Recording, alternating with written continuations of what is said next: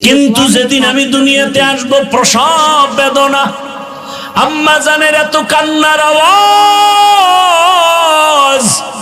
আম্মা জানের কান্নার আওয়াজে পাশের বাড়ির মানুষও ঘুমাইতে পারে না, ঠিক নেই? মায়ের আওয়াজটার কারণে বাড়ির ডানে বামের মানুষ ঘুমাইতে পারে না। বুঝতে পেরেছে কেন এত কান্নার আওয়াজ? যেই মায়ের কণ্ঠ বাইরে যায় না, ওই মায়ের কান্নায় পাশের ঘরের মানুষ ঘুমাতে পারে না। এত করুণকারী কাহিনী কেন? বলে প্রসব বেদনার কান্না। ওদিকে আমার দাদি, আর এক পাশে আমার নানি, আমার আম্মারে সান্ত্বনা দেয়, কান্না করো না, ধৈর্য ধারণ করো। আম্মার কান্না বন্ধ হয় না। এক পর্যায়ে মা বেহুশ হয়ে যায়, আবার হুশে আসে। হঠাৎ আমার আম্মা জান ডাক দিয়া কয়, ও আমার শাশুড়ি আম্মা, আপনারা আমার থেকে একটু দূরে যান, 1 মিনিটের জন্য আমার স্বামীকে একটু আমার কাছে আসতে দেন। আমার আব্বা জানকে ডাকছেন, আমার আব্বা জান আসছেন। আম্মা জান হাতটা ধরিয়া কান্না করে আর বলে, স্বামী, বাবার কত মায়া কত মমতা ত্যাগ করে তোমার ঘরে আসছি, তোমার মন ভরে খেদমত করতে পারি নাই, তোমার সংসারটা সুন্দরভাবে ধরে রাখতে পারি নাই। তোমারে আমি উপরে উঠাবার জন্য, তোমার সংসারটা ঠিক রাখার জন্য আমি কত ভুল পর্যন্ত করেছি। আমারে আজকে তুমি মাফ করে দাও, আর আমি বাঁচব না। বাবায় কান্না করে আর বলে, বিবি কান্না করিও না, ধৈর্য ধারণ করো। মা কাঁদে আর বলে, স্বামী তুমি বুঝো না, আমার চোখে দেখা অমুক এলাকার অমুক নারী মরে গেছে, বাচ্চা হওয়ার সময় মরে গেছে। আমার মাথায় 7 আসমানের বোঝা, আমি সহ্য করতে পারি না। আমার বারবার কেন যেন মনে হয় আমি মরে যাব। বাবায় কয়, মা তুমি আমারে মাফ করো, ধৈর্য ধারণ করো। দৌড়াইয়া গিয়া ওযু বানাইয়া সেজদায় পড়ে কাঁদে আর বলে, হে মালিক, তুমি আমার স্ত্রীকেও হেফাজত করো। আয় আল্লাহ, প্রসব বেদনা তুমি আসান করে দাও। ও সন্তানেরা, জানো না, এই কারণেই তো আমার রহমতের নবী বাবা মায়ের ক্ষেত্রে মায়ের কথাটা 3 বার নিয়ে আসছেন। মায়ের কত কষ্ট রে বাবা, এত কষ্ট ঋণ চামড়া খুলে যদি জুতা বানায় দাও, কোনদিন তার ঋণ আদায় হবে না। এমন কষ্ট মা করেছেন। ও আল্লাহর বান্দারা, আমরা এতটা দুর্বল, অথচ একটা বকরি ছাগলের বাচ্চা যখন আসে, ডানে বামে কোনো সহযোগিতাকারী আসেনি, কেউ নাই। বাচ্চা দুনিয়াতে আইসা নিজে নিজে 4 পায়ে বাচ্চা দাঁড়ায় গেছে। মায়ের দুধ কোথায় খুঁজা খুঁজা বের করছে। মায়ের দুধের ওলানটা শক্ত, কোনো ঔষধ আনার প্রয়োজন মনে করে নাই। মাথার কপালের অগ্রভাগ দিয়া ওলানের উপরে জোরে জোরে ধাক্কা দিয়েছে, তো ওলানটা নরম হয়েছে। জিহ্বা নাড়া লাগানো মাত্র দুধ বাচ্চার পেটে চলে আসছে। আর আমরা কত দুর্বল, দুনিয়াতে আসা মাত্র মা চক্ষু বন্ধ, বেহুশ। আমার দাদি আর নানি কয়, তাকায় দেখ ফুটন্ত গোলাপ। মায়ের এত কষ্ট, মাত্র একটা নজর আমার চেহারার দিকে দেওয়া মাত্র মায়ের কলিজার সব কষ্ট পানি হয়ে গেছে। জীবনের মূল কষ্ট মায়ের, প্রসব বেদনা।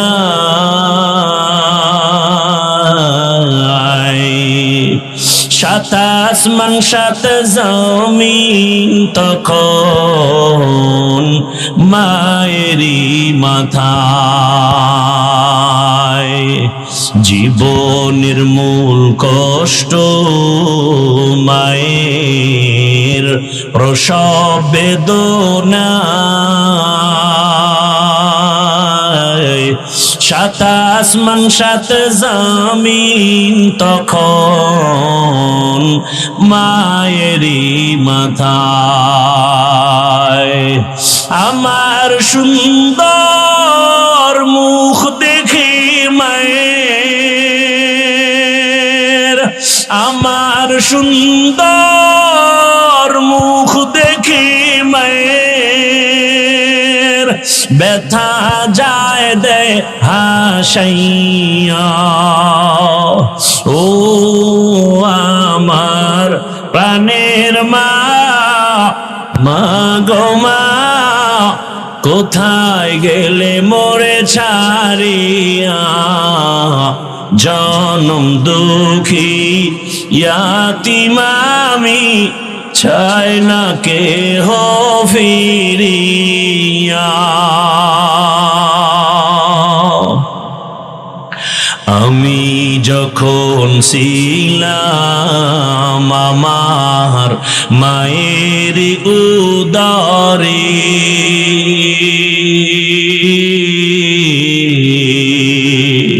চলাফেরা করলেন যে মায়ে কত কষ্ট করে। আমি যখন ছিলাম আমার মায়ের উদরে, চলাফেরা করলেন যে মায়ে কত কষ্ট করে। এমন মাকে কেমনে আজি, এমন মাকে কেমনে আজি যাব আমি ভুলিয়া। ও আমার প্রাণের মা, মা গো মা, কোথায় গেলে মোরে ছাড়িয়া?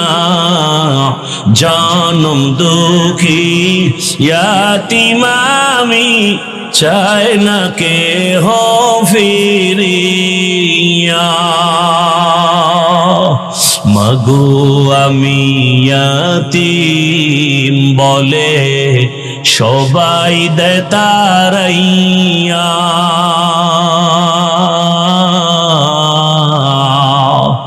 দুঃখের সাথে দিন কাটাই মা, পেটে ক্ষুধা নিয়া। মাগো আমি ইয়াতীম বলে সবাই দেয় তাড়াইয়া।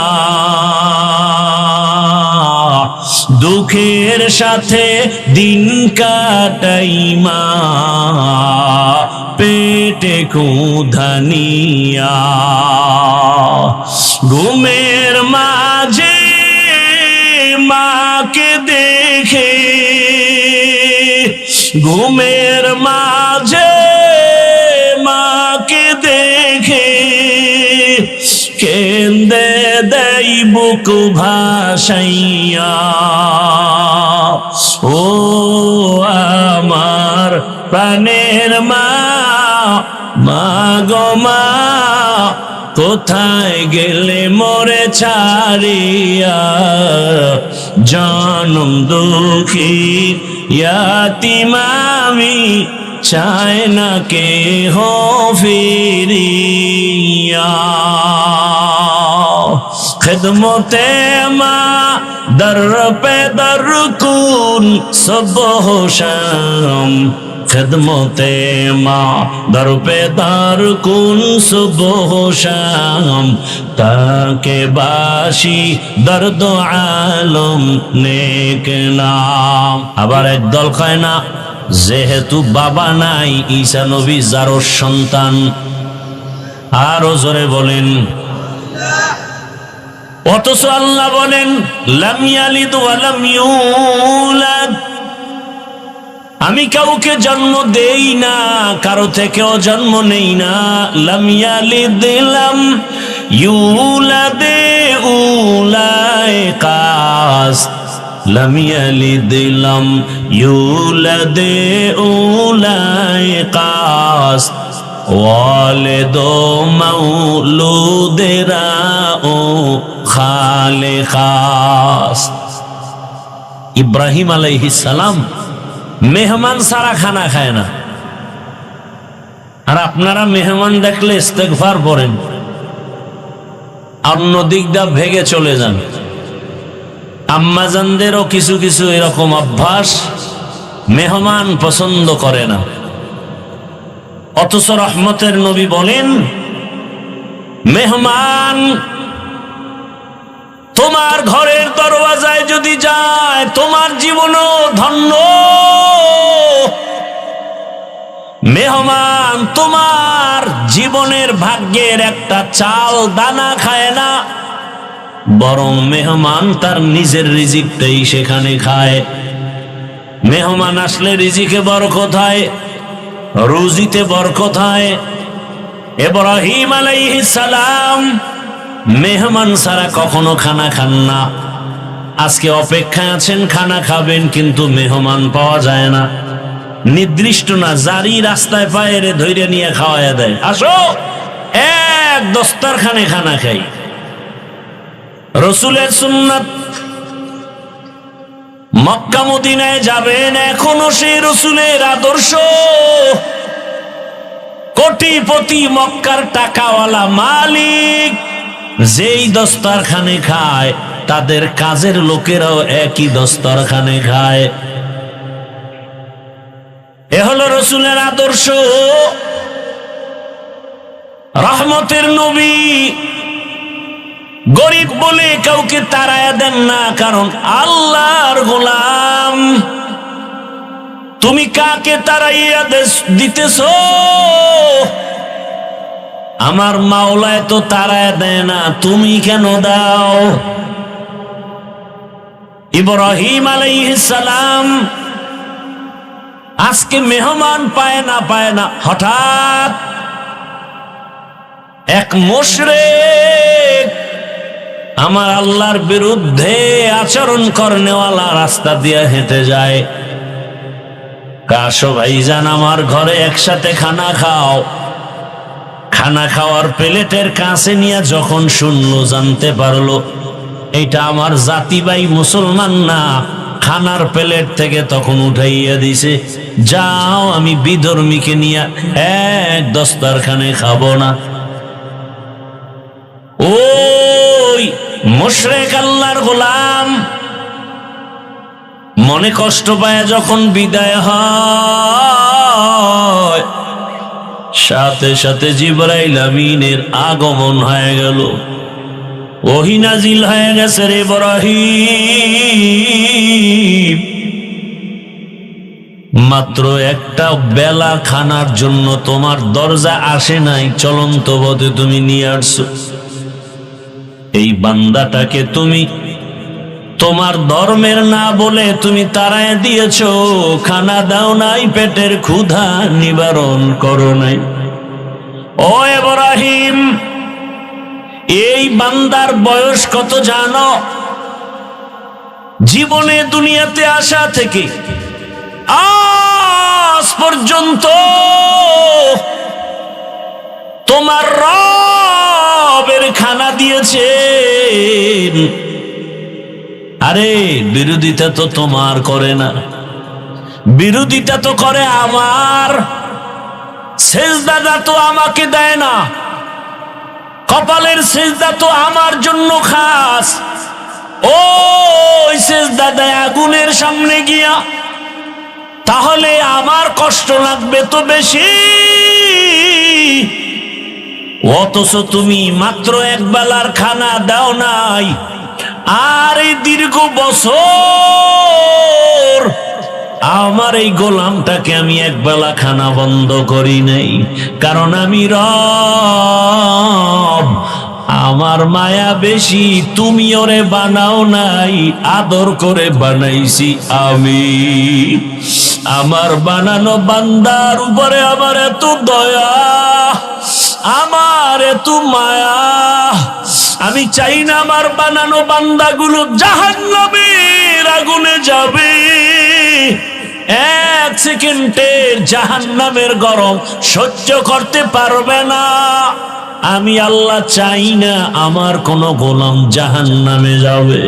এ কারণে যারা বেলাইনে দৌড়ায় আমি নবী পাঠাইয়া যুগে যুগে সতর্ক করিয়েছি, জাহান্নামের পথে যাইও না রে যুবক। এক সেকেন্ডের জাহান্নামের আযাব গরম সহ্য করতে পারবা না রে বাবা। সব নবী রাসূল এই দাওয়াতই দিলেন জাহান্নাম থেকে বাঁচো। আমার রাসূল এই দাওয়াত দিলেন যে জাহান্নাম থেকে বাঁচো। এবার তাদের খলিফা, তাদের প্রতিনিধি, তাদের ওয়ারাসা, দুনিয়াতে বর্তমানে উলামায়ে কেরামের একই আওয়াজ, যদিও আওয়াজের টন ভিন্ন ভিন্ন, আমার কণ্ঠের আওয়াজ একরকম, আবার তাবলীগওয়ালাদের আওয়াজ ভিন্ন রকম, ফর্মুলা এক একটা আলাদা, কিন্তু উদ্দেশ্য কেন আলাদা না? আমার পেটের ভেতরে ব্যথা, ডাক্তার দেখাবো, গেলাম সিরাজগঞ্জ বাজারে, কথার কথা ওখানে তো হোমিওপ্যাথিক ডাক্তারও বসে আছে। যদি বলি আমার পেটের রোগ নিরাময় করেন, সে দিবে আমাকে লিকুইড পানি, বলবে 10টা ঝাঁকি দিয়ে তুমি 2 ফোঁটা করে খাও। ওই পেটের রোগের জন্য আমি ঘুরিয়া যদি MBBS ডাক্তারের কাছে যাই, ওই ডাক্তার বলবে ইনজেকশন দাও, সিরাপ নাও, ট্যাবলেট ক্যাপসুল নাও। আবার কোন কবিরাজের কাছে গেলে বলবে তুমি তাবিজ নাও। আমি যেটা বুঝাতে চাই ভালো করে বুঝেন, হোমিওপ্যাথিক ডাক্তারের সিস্টেম আর ফর্মুলা আলাদা, MBBS ডাক্তারের রোগের ফর্মুলার চিকিৎসা ফর্মুলা আলাদা, কবিরাজের চিকিৎসা ফর্মুলা আলাদা, কিন্তু উদ্দেশ্য কারো আলাদা নাই। হোমিওপ্যাথিক ডাক্তারও চায় পেট ব্যথা ভালো হয়ে যাক, MBBS ডাক্তারও চায় পেট ব্যথা ভালো হয়ে যাক, কবিরাজও চায় পেট ব্যথা ভালো হয়ে যাক। ভাইরা আমার, ভালো করে বুঝো, ঈমানের লাইনে আমাদের কলবের মধ্যে রোগ আর গুনাহের ময়লা, এই রোগের চিকিৎসার জন্য একমাত্র উলামায়ে কেরাম ডাক্তার। বলে কেমন ডাক্তার? বলে ফর্মুলা এক এক রকম, এক একজনের। তাবলীগওয়ালাদের ফর্মুলা ভিন্ন, পীর সাহেব যারা মানুষের কলবের চিকিৎসা করে তাদের ফর্মুলা আর এক রকম, বক্তাদের ফর্মুলা, মাদ্রাসাওয়ালাদের ফর্মুলা আর এক রকম। ভিন্ন ভিন্ন ভিন্ন ভিন্ন ফর্মুলা হলেও কোনো টেনশন নাই, সবার উদ্দেশ্য এক, মানুষ যেন গুনাহ ছেড়ে আল্লাহওয়ালা হয়ে যায়। तुको जाओ सुन्नते अहमद को जाओ बा मुहम्मद के बुअद निस्बत तोरा मन अहब्बा सुन्नती कौले रसूल मजदाए का नमाई हम कुन कबूल। আমার আল্লাহ তাআলা বলেন আমি চাই না কেউ জাহান্নামে যাবি, কারণ এক সেকেন্ডের গরম সহ্য করতে পারো না, সেই পাওয়ার নাই, কারণ আমি তোরে বানাইছি দুর্বল করে। ওয়া খুলিকাল ইনসানু যায়ীফা, মানুষের মতো দুর্বল কোন প্রাণী আমি সৃষ্টি করি নাই। মানুষ এতটাই দুর্বল, একটা মশার কাছে দুর্বল, একটা পিপিলিকার কাছেও আমরা দুর্বল, কিন্তু মর্যাদা দুর্বল না, মর্যাদা বাড়ায় দিছেন সবার উপরে। দুনিয়াতে যত প্রাণী আছে সবার থেকে মানুষের মর্যাদা বেশি। ওয়ালাকাদ কাররামনা বানি আদম ওয়া হামালনাহুম ফিল বাররি ওয়াল বাহরি ওয়া রাযাকনাহুম মিনাত তাইয়্যিবাত ওয়া ফাদ্দালনাহুম আলা কাসীরিম মিম্মান খালাকনা তাফদীলা। বনি আদম বড় দামি। কয় কেন? কয় এগো মেধা বেশি। কয় মিথ্যা কথা। বনি আদম বড় দামি কেন? বলে এরা খেতে পারে বেশি। বলে মিথ্যা কথা। বনি আদম বড় দামি বলে কেন? এদের শক্তি বেশি। বলে মিথ্যা কথা। দুনিয়াতে সব শক্তিওয়ালাদের থেকে মানুষের শক্তি দুর্বল। দুনিয়ার সব মেধা সম্পন্ন প্রাণী থেকে মানুষের মেধা দুর্বল। দুনিয়াতে খানেওয়ালা প্রাণীর থেকে মানুষের খানার অবস্থা বড় দুর্বল। কি? মহাসমুদ্রে বড় বড় নীল তিমি আছে। এক একটা নীল তিমির প্রতিদিনের খাদ্য তালিকা 1000 কেজি চিংড়ি মাছ। কে খাওয়ায়? কে খাওয়ায়? ভাইরা আমার, জমিনের মধ্যে একটা বড় পাহাড়, কোহে কাফ, ওই পর্বতে একটা প্রাণী বসবাস করত, সিমোর্গ। ওই প্রাণীটার প্রতিদিন খাদ্য হলো 40টা মোটা তাজা হাতি। সুবহানাল্লাহ। না জিंदगी में बंदगी तू करना है, जिंदगी में बंदगी तू करना है, जिंदगी बे बंदगी शर्मिंदा है, जिंदगी बे बंदगी शर्मिंदा है। খারাপ লাগতেছে আপনাদের? মাওলার কাছে কত ভালো লাগে তা জানেন? আল্লাহর তো ছেলে মেয়ে নাই, আল্লাহর তো আদরের আমরা। এই সুন্দর বাগান দেখা হাদিস রসুলের এত সুন্দর এক মজলিস আল্লাহ পাক আরশে আজিমের মধ্যে ফেরেশতা দিয়া মজলিস করতেছেন। সেই আরশে আজিমের মজলিসের বক্তা আমার আল্লাহ, শ্রোতা সব কি? কথা বলে না। ফেরেশতা। বয়ানের বিষয় কি? আমগে এই প্যান্ডেলে আমরা আসছি কেন? আমাদের প্রশংসার বয়ান চলতেছে। শেষমেশ আল্লাহ বলে দেন, ফেরেশতারা সাক্ষী থাক, ওই প্যান্ডেলে যারা বসছে এদের জীবনের সব গুনাহ মাফ। यहाँ हम सब मुसाफिर दिल ना लगा, अहले दिल की नजर से रूह करता जा,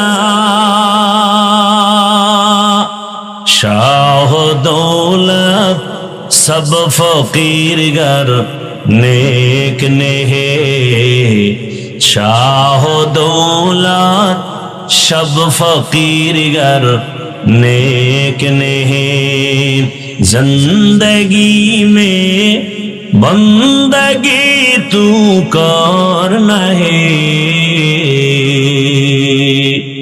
जिंदगी बे बंदगी शर्मिंदा है, जिंदगी बे बंदगी शर्मिंदा है, जिंदगी में बंदगी कौन बंदगी, बंदगी बे जिंदगी शर्मिंदगी।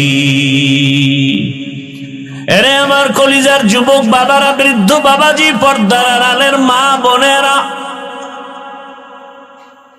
আল্লাহ পাক আমাদের এত আদর করে বানাইছেন, মানুষের মতো দামি কোনো প্রাণী বানান নাই। মানুষ শক্তির কারণে দামি না, মানুষের থেকে শক্তি একটা কুকুরের মধ্যে বেশি, শিয়ালের ভেতরে বেশি। একটা পিপিলিকার সামনে আমরা কতটা দুর্বল। আরে আমি হাফিজুর রহমান, ইভেন আপনারাও দুনিয়াতে যখন আসবেন, আম্মা জান এমন প্রসব বেদনায় কান্নায় মাতোয়ারা হয়ে গেলেন। ও আমার বাবারা, ভালো করে বুঝো, আমার আম্মা জানের কণ্ঠের আওয়াজ এত ছোট, কারণ আমার আল্লাহর ভয়। নারীদের শরীরটা ঢেকে রাখা যেমন ফরজ, তাদের কণ্ঠের আওয়াজটাকে বেগানার থেকে আটকায় রাখা ফরজ। আম্মা জানের কণ্ঠের আওয়াজ ঘরের ভেতরের রুম থেকে সামনের রুমে যায় না, এতটা সেই ভয়ে আমার আম্মা চলেন।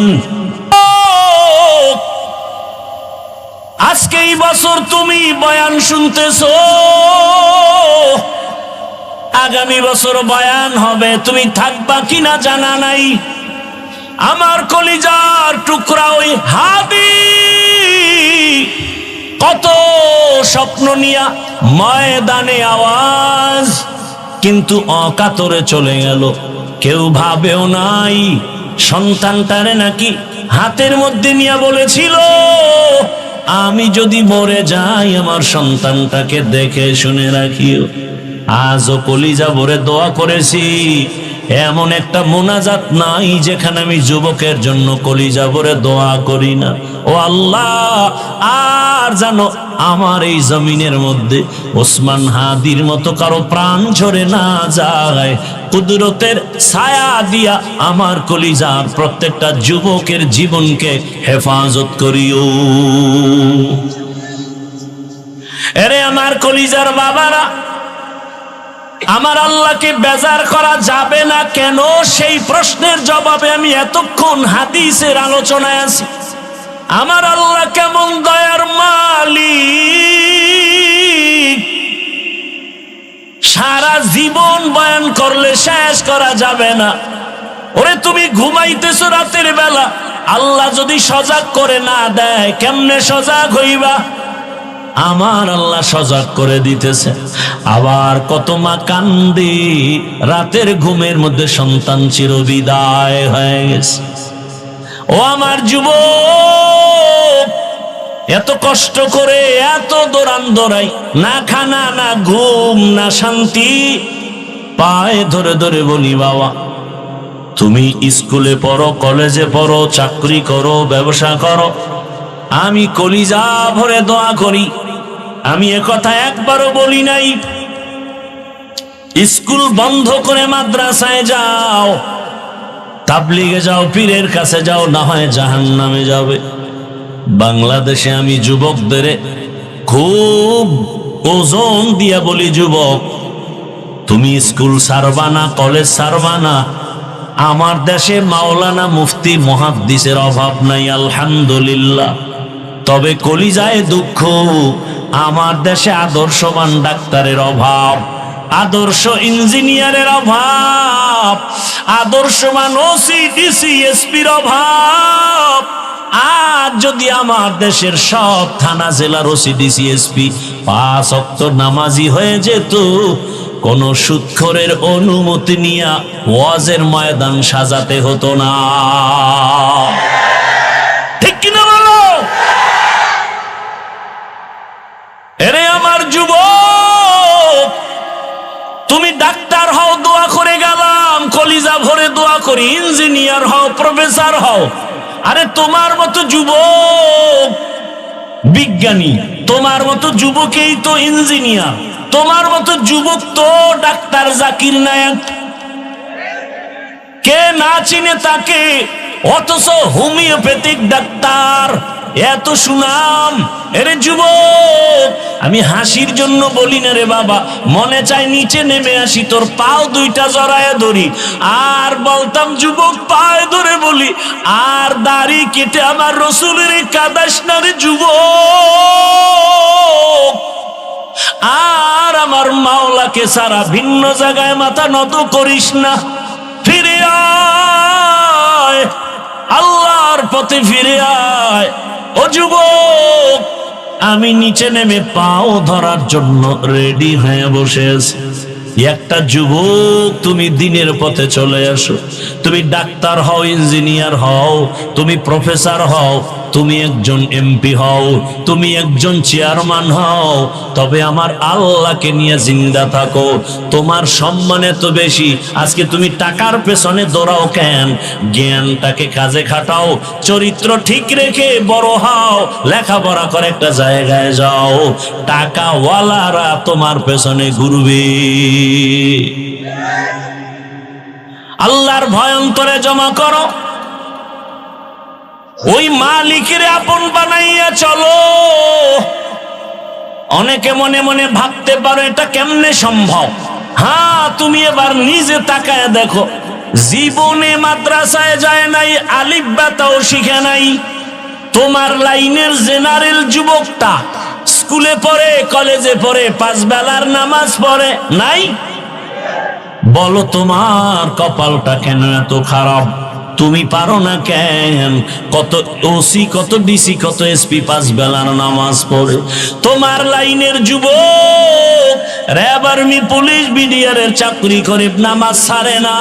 নদীর মধ্যে মাছ ধরে, নামাজ বাদ দেয় না। বলো তুমি কেন পারো না? রাস্তায় গাড়ি চালায় কত যুবক নামাজ ছাড়ে না। বলো তুমি কেন নামাজ পড়ো না? আমার মন বলে তোমার কপালটা পুড়িয়া গেছে, তাড়াতাড়ি তওবা করে নাও। কয়দিন আর বাঁচবা? মরণ যদি হয়ে যায় খালি হাতে কবরে যেতে হবে। ও যুবক রে, ঘুমের মধ্যে লাশ, যুবকের লাশ। ওই যে কয়েক মাস আগে আমি বাইতুল্লাহর সামনে জিয়ারতে ছিলাম, হঠাৎ খবর শুনতেছি এক আল্লাহর বান্দা বিদেশে টাকা পয়সা কামাই করে আসছে, বাংলাদেশে পরিবার নিয়ে কিছুদিন আনন্দ করে আবার চলে যাবেন। এয়ারপোর্টে নামলো, পরিবারের লোকেরা গাড়ি নিয়ে আসছে, গাড়ির মধ্যে উঠছে, কত দিনের আনন্দ। যাইতে যাইতে যাইতে যাইতে বাড়ির কিনারায় যাওয়া মাত্র একটু দূরের থেকে গাড়িটা পানির মধ্যে পড়ে গেছে। ওই আল্লাহর বান্দা যুবক নিজের কাঁধে স্ত্রীকে টেনে টেনে নামাইছে। সন্তানটা, বাচ্চা সন্তান, একটা শিশু বাচ্চা বাবাকে যখন একটু ডাক দেয়, কলিজাটা শান্ত হয়ে যায়, প্রাণটা ভরে যায়। ওই সন্তানটা পর্যন্ত মরে গেল। সাংবাদিক জিজ্ঞাসা করতে গিয়া এই পরিমাণ কান্না করেছে। আর বলে, মানুষ গরিব থাকলেও তো ছেলে মেয়ে নিয়ে এক জায়গায় থাকার একটা আনন্দ আছে, আমি কপাল পোড়া সে আনন্দ পেলাম না। টাকার জন্য বিদেশ গেলাম, সেখান থেকে আজ আমি টাকা, স্বর্ণের অলংকার নিয়ে আসছি আমার বিবির জন্য, আমার সন্তানের জন্য। আজ আমার কপাল কেন এত খারাপ? বাড়ির দরজায় আসা মাত্রই কাছাকাছি গাড়িটা পড়ে আমার চোখের সামনে আমার কলিজার বাবাটা মরিয়া গেল, আমার হাতের সামনে স্ত্রী মরিয়া গেল। আমি এখন কোন ঘরে যাব? ঘরের বাতি দেনেওয়ালা নাই, আমাকে বাবা বলে ডাক দিয়া সান্ত্বনা দেওয়ার বাচ্চাটাও নাই। ও আল্লাহর বান্দারা, কার পেছনে ঘুরো? যার পিছে ঘুরো লেই খারাপ। তোরে মারার জন্য ওই বন্ধুটাই যথেষ্ট। শত্রু তোরে মারবে না, তোরে মারবে তোর এক প্লেটে খানেওয়ালা বন্ধু। ভাগে কম পড়লেই বলবে ওকে মাইনাস করে দাও, এ জমিন থেকে তাড়ায় দাও, ওকে রাখলে আমার ভাগে কম হয়ে যায়। এই বানা মানুষ মারার জন্য এখন কোনো দুশ্মনের দরকার হয় না। আপন মানুষ বন্ধুটা আপন বন্ধুটারে মেরে ফেলে। এরে আল্লাহর বান্দা, ভালো করে বুঝো, আজকে তুমি এখানে আছো, আল্লাহ বারবার বলে, আমি আল্লাহ তোকে বলি না তুই চাকরি ব্যবসা ছেড়ে দিয়া শুধু আমাকে ডাক। না না, আমি আল্লাহ ইবাদতের বাউন্ডারির মধ্যে পুরো দুনিয়াটারে আটকায় দিছি।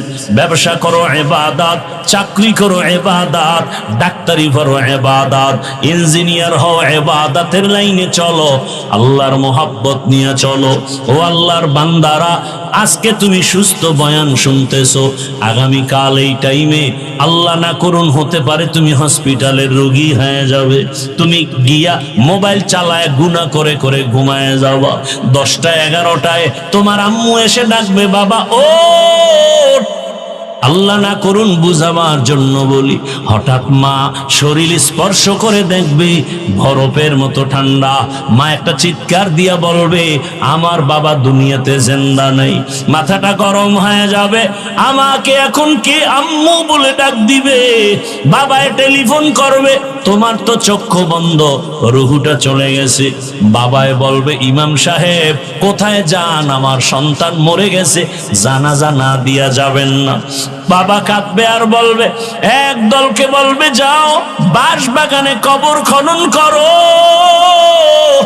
আর এক দলকে বলবে কান্না করে আমার ঘরের পেছনে মশারি টানায় দেও, গরম পানি গোসল করার জন্য রেডি করো।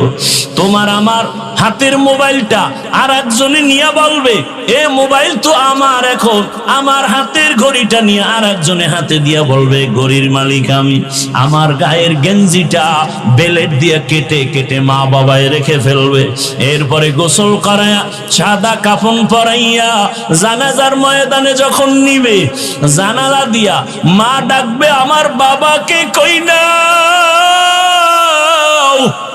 আমারে আর আম্মু বলে ডাকবে না, কই তোমরা নাও।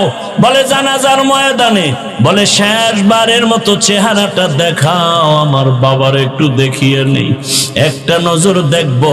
জানাজা পড়ায় কবরে নিয়ে যাবে, ওই কবরে পাড়ায়া মাটি দিয়া সব যখন বিদায় হয়ে যাবে, কেউ নাই। আজ আমার ডানে বামে সামনে পেছনে কত বন্ধু কত ভক্তের অভাব নাই। আমি মরে গেলে কবরে রেখে সব যখন বিদায় হবে, আরে অন্ধকার রুমে আমি ঘুমাইতে পারি না, কোন অনেক ভয় লাগে, অথচ মাটির ঘরে আমি একা কেমনে থাকবো রে বাবা। ওই কবরের সম্বল যদি ইবাদত না নিয়ে কবরে যাও, আরে আমার আল্লাহর পক্ষ থেকে ফেরেশতা 3টা প্রশ্ন করবে, রবের পরিচয় দাও, ধর্মের পরিচয় দাও, রহমাতুল্লিল আলামিনের পরিচয় দাও। এই 3টা প্রশ্নের জবাব যারা দিতে পারবে তাদের কবর হবে রওজাতুম মির রিয়াজিল জান্নাহ। আর যারা প্রশ্নের জবাব দিতে পারবে না, আল্লাহর পক্ষ থেকে অর্ডার হয়ে যাবে, ও ফেরেশতা এই নাফরমানকে আমি দুনিয়াতে কম নিয়ামত দেই নাই, আমি আল্লাহ কোনোদিন বাধাও দেই নাই, আমি আল্লাহ অনেক ছাড় দিয়েছি, নামাজ পড়ে নাই, রোজা রাখে নাই, আমি আল্লাহ একবারও রাগ করি নাই, খানা বন্ধ করি নাই, বাতাস বন্ধ করি নাই, বরং আমি আল্লাহ পাক মোহাব্বতের নজরে বারবার ডেকেছিলাম। সে নামাজও পড়ে নাই, আলেমদের বয়ানও শুনে নাই, তওবাও করে নাই। আজকে আর কোনো সুযোগ দেওয়া যাবে না। রহমতের নবী বলেন, আল্লাহর পক্ষ থেকে অর্ডার হয়ে যাবে, আল্লাহ বলবেন জাহান্নামের আগুন কবর ভরে দাও। এক পর্যায়ে আল্লাহর কুদরতি আওয়াজ, আল্লাহ বলবে কবরের মাটি দুই পার্শ্ব থেকে গুনাহগার বেনামাজিরে জোরে জোরে চাপ দাও। কবরের মাটি এত জোরে চাপ দিবে পাজরের হাড় চুরমার হয়ে যাবে। আম্মা জান আয়েশা রাদিয়াল্লাহু আনহা বলেন, আমি দেখি রহমতের নবী আমার রুমের মধ্যে বসে বসে গুনগুন করে কান্না করেন, ইয়া রাসূলুল্লাহ আপনি কাঁদেন কেন? বলে, আয়েশা আমার উম্মতের কথা মনে পড়েছে, হাসরের মাঠে কি উপায় হবে। সূর্যের গরম বড় ভয়ঙ্কর, সূর্যের গরমে মাটির জমিনটা হবে তামা, মানুষের মাথার মগজগুলো ভাতের মারের মতো ফুটতে থাকবে। এরে আল্লাহর বান্দা, নারী পুরুষ সবাই থাকবে উলঙ্গ। ওদিকে জাহান্নামের আওয়াজ, নবীরা পর্যন্ত কান্না শুরু করবেন। ও আমার যুবক বাবারা, ও পর্দার আড়ালের মা বোনেরা, ও বৃদ্ধ বাবাজি, আল্লাহর কোরআন থেকে বলছি, রসুলের হাদিস থেকে বললাম, রে বাবা যদি তোমার অন্তর বলে কোরআন সত্য, গুনাহ নিয়ে কবরে গেলে হাসরে গেলে তোমার আযাব ভুগতে হবে তাও সত্য। আর যদি বলো কোরআন মিথ্যা, তো আমাকে প্রমাণ দাও, আমিও তোমার লাইনে চলে আসি, দাড়ি কেটে ফেলি। আর যদি বলো না কোনো সন্দেহ নাই, আমি বলবো পা ধরে বলবো, পা আগায় দাও, পাও আমি হাত দিয়া ধরে বলবো আজকে থেকে তওবা করো রে বাবা। জীবনে তো মোবাইলে রাতে গুনাহ কম করো নাই, জীবনে পার্কে পার্কে কম ঘোরো নাই, জীবনে মা বাবার সাথে কত বেয়াদবি করছো সীমানা নাই। এখনো সময় আছে, তওবা করো। ওই মা বাবার সাথে বেয়াদবি করিও না, ওই শিক্ষকের সাথে বেয়াদবি করিও না, উলামায়ে কেরামের সাথে বেয়াদবি করিও না। ওই মা বাবার দোয়া ছাড়াই চেয়ারে বসতে পারি নাই রে বাবা, মা বাবার দোয়া চোখের পানি ছাড়া এই সম্মানের স্থানে আসতে পারি না রে বাবা। ওই মা বাবার দোয়া চোখের পানি, আজকে তুমি টাকার মালিক, বাড়ির মালিক, গাড়ির মালিক হয়েছো। আল্লাহর কাছে দোয়া করো, মা বাবা চলিয়ে গেলে তার জন্য দোয়া করো। আর যদি কোনো ভাগ্যবান এখনো মা বাবা বেঁচে থাকে, সময় পেলে দোয়া নিও। ওই বাবার দোয়া, ওই মায়ের দোয়া জীবনটাকে সফল করে ফেলবে। এখনো যারা গুনাহ ছাড়তে পারো না, তওবা করো। তোমার মতো যুবক যদি স্কুল কলেজে পড়িয়া নামাজ পড়ে, গাড়ি চালায় নামাজ পড়ে, তুমি পারবা না কেন? আম্মা জানেরা, বোনেরা, আপনাদের মতো কত মা বোন পর্দা করে, নামাজি অভাব নাই, আপনারা কেন পারবেন না? আল্লাহর কাছে মনে মনে তওবা করেন আর বলেন, হে আল্লাহ, জীবনে তো গুনাহ কম করি নাই, আজকে থেকে নামাজ ছাড়বো না, বেপরদায় চলবো না, দাড়ি কাটবো না। মা বাবার দোয়া নিয়া, শিক্ষকের দোয়া নিয়া, উলামায়ে কেরামের পরামর্শ নিয়া, নবীজির সুন্নাত অনুযায়ী জীবনটা চালাবো। তওবা করার মতো যদি অন্তর তৈরি হয়, মুনাফিকি যদি না থাকে, খাঁটি তওবার নিয়তে দুটো হাত আল্লাহকে দেখায় দাও। আয় আল্লাহ, হাতগুলো কবুল করে নেন। আয় আল্লাহ, তওবা কবুল করে নেন। তওবার উপরে মজবুত হইয়া চলার মতো তৌফিক দান করেন, আমিন। আলহামদুলিল্লাহি রাব্বিল আলামিন, ওয়াসসালাতু ওয়াসসালামু আলা সাইয়্যিদিল আমবিয়াই ওয়াল মুরসালিন ওয়া আলা আলিহি ওয়া আসহাবিহি আজমাইন। ইয়া আরহামার রাহিমিন, ইয়া আরহামার রাহিমিন, ইয়া আরহামার রাহিমিন। রব্বিরহামহুমা কামা রব্বায়ানি সগীরা। রব্বিরহামহুমা কামা रब्बयानी सगीरा। बता हमको तेरे राखी तरफ, तेरे राह पर चला हमको खुदाया। बेगुनाह न गुज़ाश्त पर मसाअते, बाहुजूर दिल न कर दम ताअते। या इलाही मुझसे मुझको दूर कर, ताकि देखो मुझ में तुझको एक नज़र। अल्लाहुम्मा इन्नका अफ़ूउन करीम, तुहिब्बुल अफ़्वा फ़अफ़ु अन्ना। अल्लाहुम्मा इन्ना नस्अलुका रिज़ाका वल जन्नह व नऊज़ु बिका मिन सख़तिका वन नार। अल्लाहुम्मा इन्ना नऊज़ु बिका मिनल बरसि वल जुनूनि वल जुज़ामि व सय्यिल अस्क़ाम। रब्बना ला तुज़िग़ क़ुलूबना बअद इज़ हदैतना व हब लना मिन लदुनका रहमा इन्नका अंतल वह्हाब। अल्लाहुम्मा इन्ना नस्अलुका इल्मन नाफ़िआ व रिज़्क़न वासिआ व शिफ़ाअन मिन कुल्लि दा। ओ रब्बुल आलमीन, कुदरतेर नजर दिए देखिन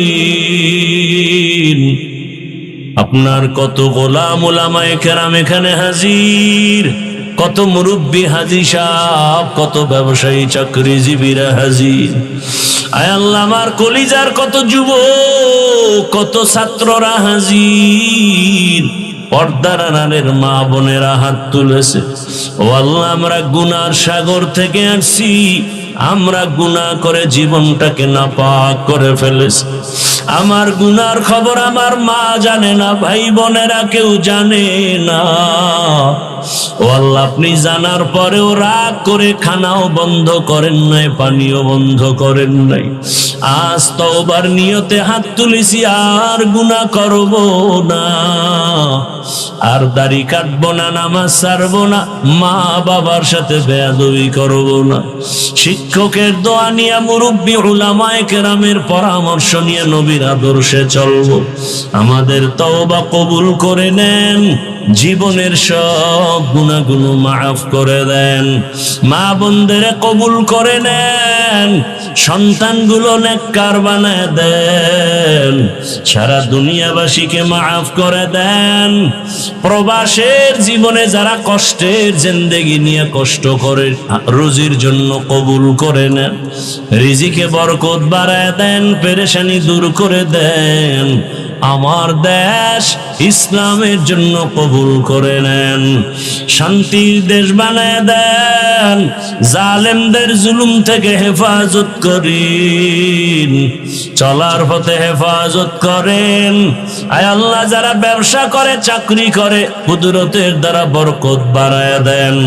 আয় আল্লাহ, মাদ্রাসা কবুল করে নেন, আয় আল্লাহ মাহফিল কবুল করে নেন, আয় আল্লাহ এলাকায় শান্তি দান করেন।